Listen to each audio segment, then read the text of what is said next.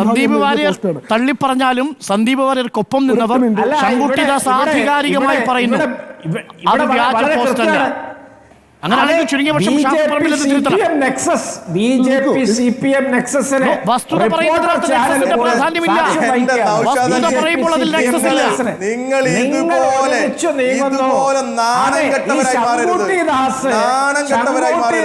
സന്ദീപ് വാര്യരെ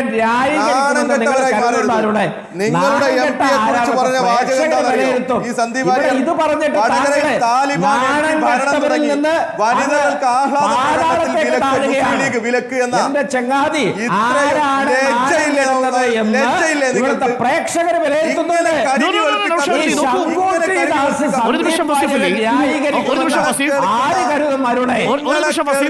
കോൺഗ്രസുകാർ നൗഷാദ് അലി പറഞ്ഞത് വ്യാജ സ്ക്രീൻഷോട്ടാണെന്നാണ് സന്ദീപ് വാര്യർ ഫാക്ട് ചെക്കിംഗിൽ തെളിയിച്ചിട്ടുണ്ടല്ലോ എന്നാണ്.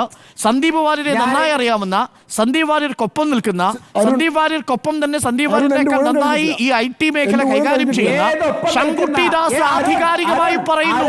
രഞ്ജിത്ത് രവീന്ദ്രൻ 2014 സെപ്റ്റംബർ മാസത്തിലത്തെ സ്ക്രീൻഷോട്ട് പങ്കുവെച്ചുകൊണ്ട് പറയുന്നു ഇത് സന്ദീപിന്റെ പോസ്റ്റാണ്, ഇത് സന്ദീപിന്റെ പോസ്റ്റാണ്.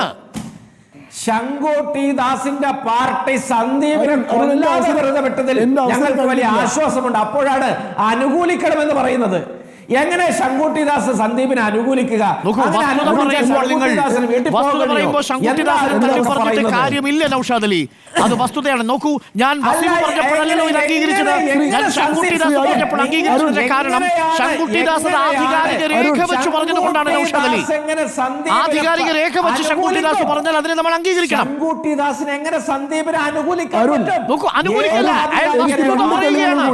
ശങ്കു പറയുന്നത് വസ്തുതയാണെന്ന് ആധികാരികമായി തിരിച്ചു തെളിയിക്കൂ. രഞ്ജിത്ത് രവീന്ദ്രൻ 2016 എടുത്ത സ്ക്രീൻഷോട്ട് പങ്കുവയ്ക്കുന്നു. വസീഫ് അനീഷ് ഷംസുദ്ദീൻ 2016 എടുത്ത സ്ക്രീൻഷോട്ട് പങ്കുവയ്ക്കുന്നു. ഈ സ്ക്രീൻഷോട്ടുകൾ നമ്മുടെ മുന്നിലുണ്ട്, അവ കള്ളം പറയില്ലല്ലോ. ശങ്കു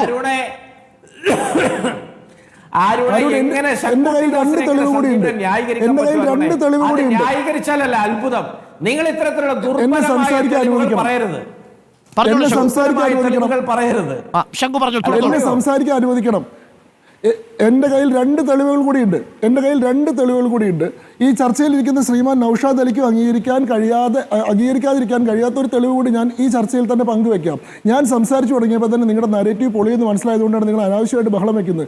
ഞാൻ വെറും ഫാക്സ് മാത്രമേ പറയുന്നുള്ളൂ. നമ്മുടെ പബ്ലിക് ഡൊമൈനിലുള്ള ആർക്കും വെരിഫൈ ആവുന്ന ഫാക്സ് മാത്രമാണ്. ഇത് 2018 സന്ദീപ് വാര്യർ ശരി ഓക്കെ. ഇത് 2018 സന്ദീപ് വാര്യരുടെ സ്ക്രീൻഷോട്ടുമായി ബന്ധപ്പെട്ട് സന്ദീപ് വാര്യരെ വീണ്ടും പാർട്ടി ചുമതലയിലേക്ക് കൊണ്ടുവന്ന സമയത്ത് ഈ വിഷയവുമായി ബന്ധപ്പെട്ട് പ്രോഗ്രസീവ് മൈൻഡ്സ് എന്ന് പറയുന്ന ഒരു ഗ്രൂപ്പിൽ നടന്നിട്ടുള്ള ചർച്ചയാണ്. ആ ചർച്ചയിൽ ശാശ്വത് സുരേഷ് സൂര്യാൻഷ് എന്ന് പറയുന്ന ആൾ ഈ സ്ക്രീൻഷോട്ട് ഇടുമ്പോൾ അതിന് താഴെ നിങ്ങൾക്ക് കാണാം നൗഫൽ യൂസഫ് എന്ന് പറയുന്ന കോൺഗ്രസ് പ്രവർത്തകൻ എഴുതിയിട്ടുള്ള കമൻ്റാണ് യെല്ലോ ആക്കി ഇട്ടിട്ടുള്ളത്. BJP-കാരൻ പറയുന്നതല്ല, CPM-കാരൻ പറയുന്നതല്ല. നൗഫൽ യൂസഫ് എന്ന് പറയുന്ന കോൺഗ്രസിൻ്റെ സൈബർ പോരാളി എഴുതിയ കമൻ്റാണ്. ഇതിൻ്റെ ഒറിജിനൽ പോസ്റ്റ് അവൻ്റെ വാളിൽ ഞാൻ കണ്ടിരുന്നു, പിന്നീട് ഡിലീറ്റ് ചെയ്തു. ഇതിനെ സംഘികൾ ഇപ്പോൾ ഫേക്കാക്കി. ഇത് നൗഫൽ യൂസഫ് എന്ന് പറയുന്ന കോൺഗ്രസ്സുകാരൻ പറഞ്ഞത് 4 വർഷങ്ങൾക്ക് മുൻപാണ്. ഇന്നത്തെ സാഹചര്യത്തിലല്ല. ആ പോസ്റ്റ് താൻ കണ്ടതാണെന്ന് അദ്ദേഹം സമ്മതിക്കുന്നുണ്ട്. ഇനി വേണമെങ്കിൽ നിങ്ങൾക്ക് ഞാൻ ഒരു തെളിവും കൂടി കാണിച്ചു തരാം. സന്ദീപ് വാര്യർ ആദ്യമായി ഏഷ്യാനെറ്റ് ന്യൂസിലെ ചർച്ചയിൽ വന്ന ദിവസം അന്ന് ഈ പറയുന്ന ഇതേ ഗ്രൂപ്പിൽ തന്നെ സന്ദീപ് വാര്യർ കൂടി അംഗമായിരുന്ന പ്രോഗ്രസീവ് മൈൻഡ്സ് എന്ന് പറയുന്ന ഗ്രൂപ്പിൽ തന്നെ വന്നിട്ടുള്ളൊരു ചർച്ചയാണ്. ഇത്തരത്തിൽ വംശഹത്യയ്ക്ക് വേണ്ടി ആഹ്വാനം ചെയ്തിട്ടുള്ള ഒരാളെ എങ്ങനെയാണ് ഇവർ ചാനൽ ചർച്ചയിൽ കൊണ്ടിരുത്തുന്നത് എന്ന് ചോദിച്ചുകൊണ്ട് ഈ ഗ്രൂപ്പിൽ അന്ന് CPM-ൻ്റെ അണികളും കോൺഗ്രസിൻ്റെ അണികളും ഒരുപോലെ ഈ വിഷയത്തിൽ ഏഷ്യാനെറ്റിനെ വിമർശിച്ചുകൊണ്ട് എഴുതിയിട്ടുള്ള പോസ്റ്റ് ഇതേ ഗ്രൂപ്പിൽ നിങ്ങൾക്ക് 2018 ഡേറ്റിൽ കാണാൻ സാധിക്കും. അപ്പോൾ ഇത് പബ്ലിക് ഡൊമൈനിലുള്ള സാധനമാണ്. ഇതുമായി ബന്ധപ്പെട്ട് എത്രയോ സ്ക്രീൻഷോട്ടുകളുണ്ട്. നിങ്ങളൊരു സുപ്രഭാതത്തിൽ അത് ഇല്ല എന്ന് പറഞ്ഞാൽ അത് ഇല്ലാതാവുന്നില്ല. സന്ദീപ് ബാക്കിയുള്ള എല്ലാ കാര്യങ്ങളും സമ്മതിക്കുന്നുണ്ടല്ലോ.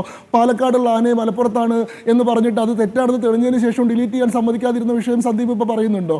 അതല്ലെങ്കിൽ സമാനമായിട്ട് എത്രയോ വർഗീയമായിട്ടുള്ള പരാമർശങ്ങൾ നടത്തിയിട്ടുണ്ട്.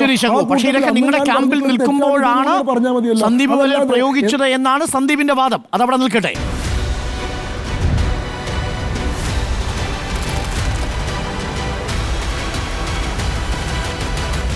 Debate with Dr. Arun Kumar.